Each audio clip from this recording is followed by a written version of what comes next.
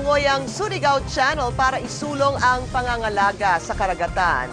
At ang pang-world record na pagsasayaw sa isang pista, lahat ng yan sa pagbabalik ng TV Patrol Weekend. Nilangoy ng isang abogado at triathlete ang Surigao Channel para isulong ang pangangalaga sa karagatan. Papatrol, TJ Manoto. Sugod na langoy. Maalon, may mga dikya at minsan may pating pa.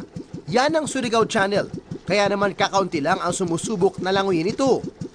Pero nitong nakarang linggo, nagawa ito ng environmentalist lawyer na si Attorney Ingimar Macarine.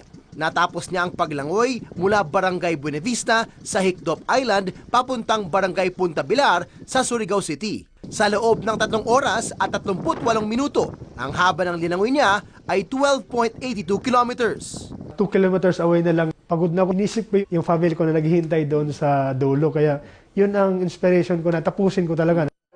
Triathlete at presidente ng Surigao Runners Club ang 37 anyos na si Macarime. Bukod sa pagtala ng record, gusto rin niyang isulong ang pangangalaga sa karagatan. Ngayong tumulak na papuntang San Francisco si Macarime para naman tumakbo sa San Francisco Rock and Roll Marathon. Lalangoy din siya papuntang Alcatraz Island. Bibihira itong magawa ng isang Pinoy. We will wear a wetsuit, yung medyo makapal. Shorter lang naman yung distance. Walang magiging problema doon.